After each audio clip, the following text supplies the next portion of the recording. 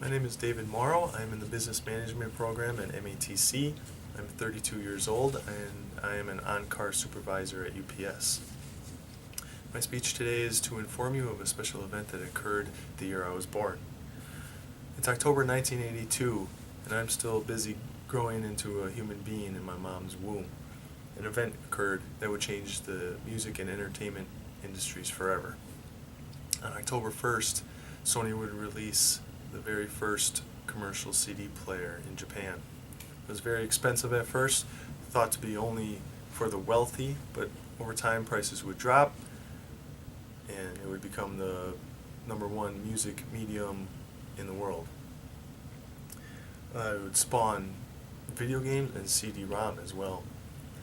CDs were very important to me. I had a great passion for music and I loved playing video games when I was younger. The technology of it all just blows me away. I can't understand how this little disc, I can put this little disc into my CD player and listen to my favorite band or play my favorite video game. Sadly, CDs are slowly going the way of vinyl and they're becoming extinct, but CDs will always have a little place in my heart. The first CD player cost $1,609 in today's money.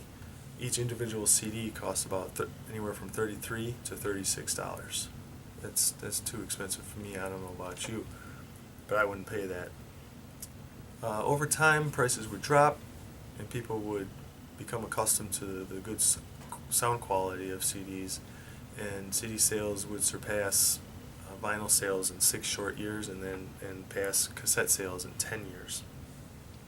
When I was younger in the early 90s, tapes were still hanging around. I can remember owning a couple. A couple I can remember were Green Day and Criss Cross. Some of you may remember the instant Criss Cross classic Jump. I'm sure I'm not the only one that owned that tape. As my passion for music grew and I got older, CDs were all there was. I bought countless CDs. I'm sure I could count them, but I wouldn't want to. It would take too long. I've even had my music recorded on the CDs. During that recording process, I really started thinking, how in the world does this all work? How is the music that I'm playing, how does that end up on that little disc? And how are our fans able to put that into a CD player and listen to our music? It's all very interesting. And how do very complex, in-depth, high-graphic video games, how is that all encoded on this little disc? It's too much for me to understand. That's why I'm in a business major, not technology. Even more mind-blowing is digital music. I can appreciate the ease of getting digital music and the ease of listening to it and the space it saves. No more big jewel cases, no more big cassettes. But I miss CDs. I miss the CD buying process. I miss hopping in the car with my buddies, going to the CD store, finding the genre you like, flipping through all the CDs, getting really excited when you find the one that you want, hopping in this back in the car, tearing off that annoying plastic wrapper on the CD. I'd have to say that is the only downfall of the CD, is that annoying wrapping that they put it in. And I do, despite the space that it takes up, I do kind of miss the shelves that I would put my CDs on.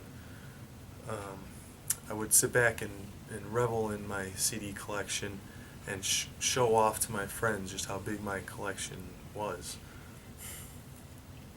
Sadly, CDs are basically all gone, much like vinyl and cassettes are. But all things are cyclical. Soon there will be something that will replace digital music. And it'll be too expensive at first, but prices will drop and it'll become mainstream.